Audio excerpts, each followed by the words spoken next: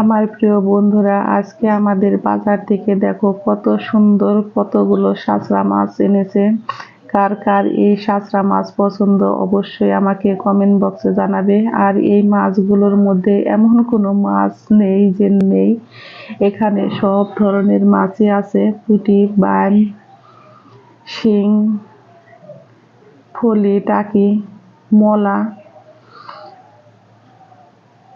দেখতেই পারছো বন্ধুরা, সব ধরনের মাছই কিন্তু আছে। আর এই মাছগুলোকে আমি এখন কেটে নিব। কাটাটা তোমাদের সাথে শেয়ার করলাম না, তাহলে ভিডিওটা বড় হয়ে যাবে। আর মাছগুলো তোমাদের কাছে কেমন লেগেছে অবশ্যই কমেন্ট বক্সে জানাবেন। আমি মাছগুলোকে কিন্তু কেটে ধুয়ে নিয়েছি, আর মাছগুলো দেখো কত সুন্দর পরিষ্কার হয়েছে। এখন আমি এর মধ্যে দিয়েছি 1 চামচ পরিমাণে লবণ, আর দিয়ে দেব 1 চা চামচ পরিমাণে হলুদের গুঁড়া, মরিচের গুঁড়া, ধনিয়ার গুঁড়া। আমার এখানে মিশিয়ে মশলা তৈরি করা, সেই জন্য আমি 1 চামচ পরিমাণে দিয়েছি। এখন সমস্ত উপকরণ দিয়ে আমি কিন্তু বেশ ভালো করে মেখে নেব। চলে যাব চুলায়। চুলায় কিন্তু কড়াই বসিয়ে দিয়েছি, আর তেলটা বেশ ভালো করে গরম করে নেব। গরম করে নিয়ে কিন্তু আমি মাছটাকে একটু হালকা করে ভেজে নেব। বন্ধুরা, তোমরা অবশ্যই দেখতে পারছো মাছটাকে কিন্তু আমি হাত দিয়ে ধরে এইভাবে উল্টে দিয়েছি, কারণ এই মাছ যদি আমি চিনি দিয়ে উল্টাতে যাই তাহলে কিন্তু মাছটা ভেঙে যাবে। মাছটা আমার ভাজা হয়ে গেছে, আমি এখন চুলায় থেকে নামিয়ে নেব। কারণ এই মাছ কিন্তু আমি বেশি ভাজবো না, হালকা একটু ভেজেই কিন্তু নামিয়ে নিলে তরকারিটা খেতে হয় অসাধারণ মজার। কার কার কাছে গুঁড়া মাছ ভালো লাগে অবশ্যই আমাকে কমেন্ট বক্সে জানাবে। আমি কিন্তু সমস্ত মাছগুলোই ভেজে নিয়েছি।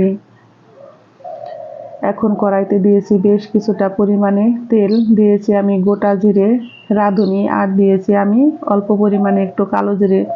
ফোড়নটা আমার রেডি হয়ে গেছে। এখন আমি দিয়ে দিব পেঁয়াজ কুচি, আর বেশ কিছুটা পরিমাণে দিয়ে দিব পেঁয়াজ কুচি। পেঁয়াজ কুচিটা দিয়ে আমি কিন্তু এখন বেশ ভালো করে ভেজে নিব।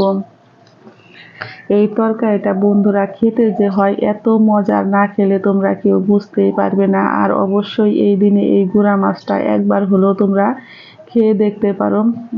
এই গুঁড়া মাছ দিয়ে ভাত খেলে কিন্তু আর অন্য কিছু লাগে না, এতটাই মজার হয়। আমি এখানে দিয়ে দিব 1 চামচ পরিমাণে কাঁচা পাকা কাঁচামরিচ বাটা। এই তরকারিতে কিন্তু কাঁচামরিচ বাটাটা অবশ্যই দিবে তেলে, তাহলে দেখবে যে এর সেন্টটাই হয় অন্যরকম, আর খেতেও হয় দারুণ মজার। রান্না করার সময় হঠাৎ আমার বরের মনে হলো যে একটু বেগুন দিলে মনে হয় ভালো হতো, সেই জন্য আমি ছোট্ট একটা বেগুন কেটে নিলাম। একটা বেগুনই আমি দিব। এখন আমি দিয়েছি 1 চামচ পরিমাণে আদা রসুন বাটা। আদা রসুন বাটাটাও দিয়ে কিন্তু আমি চুলার আঁচটাকে মিডিয়াম টু লোতে রেখে ভালো করে ভেজে নিব। এই তরকারি ভাজির মধ্যেই কিন্তু তরকারিটা একদম সম্পূর্ণ রেডি হয়ে যাবে, কারণ ঝোল দেওয়ার পরে কিন্তু তরকারি বেশি সময় লাগে না। এখন আমি দিয়ে দিব ছোট্ট একটা বেগুন। বেগুনটা দিয়েও আমি একটু ভালো করে ভেজে নিব। বন্ধুরা, তরকারিটা খেয়ে কিন্তু আমি আজকে ভয়েস দিতেছি। তরকারিটা এতটাই মজার হয়েছে যে কি করে তোমাদের বোঝাবো। আমি ভাত দিয়ে খেয়েছি, আবার সন্ধ্যাবেলায় একটু মুড়ি দিয়ে খেয়েছি, এতটাই মজার হয়েছে। আমি বেগুনটাকেও কিন্তু এইভাবে বেশ ভালো করে ভেজে নিব। আমার এই রান্নার রেসিপি যদি তোমাদের ভালো লেগে থাকে তাহলে একটা লাইক করবে, কমেন্ট করবে, এবং যারা আমার নতুন বন্ধু আছো তারা আমাকে একটা সাবস্ক্রাইব করতে ভুলবে না। আমি এখানে 1 চামচ পরিমাণে হলুদের গুঁড়া, মরিচের গুঁড়া, ধনিয়ার গুঁড়া একটু জল দিয়ে গুলে রেখে দিয়েছিলাম, কারণ এইভাবে গুলে রেখে দিলে তরকারিটা কিন্তু বাটা মশলার সেন্ট আসে, আর খেতেও হয় দারুণ মজার। অবশ্যই বন্ধুরা, তোমরা রান্নার আগে মশলাটাকে এইভাবে একটু জল দিয়ে ভিজিয়ে রাখবে, তাহলে তরকারিটা দেখবে বেশি খেতে ভালো লাগে।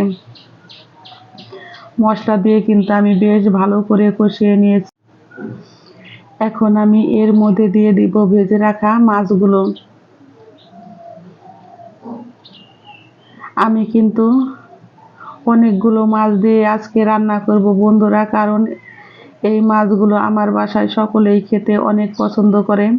আমার বড় ছেলে, আমার বর, আমি। কিন্তু দুঃখের বিষয় আমার ছোট ছেলে কিন্তু এই তরকারিটা একটুও খাবে না।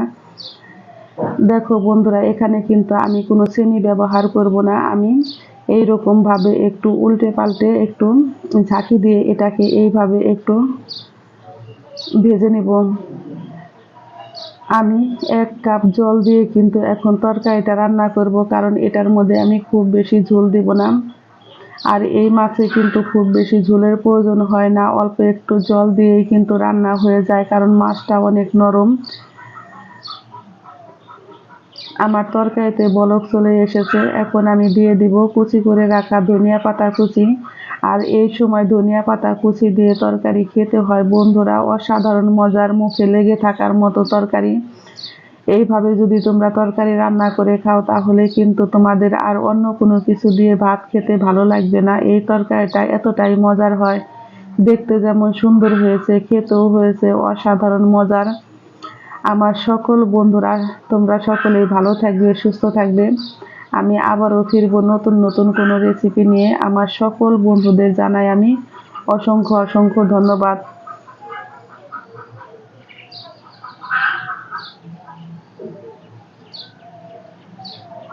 আমি লবণটা দেখে নিব ঠিক আছে কিনা। হ্যাঁ, আমার লবণটা একদম ঠিকই আছে। আমি এখন চুলায় থেকে তরকারিটা নামিয়ে নিব। আর নামানোর পরে বন্ধুরা দেখতেই পারছো কতটা সুন্দর হয়েছে, খেতেও হয়েছে দারুণ মজার। সকলেই ভালো থাকবেন, সুস্থ থাকবেন।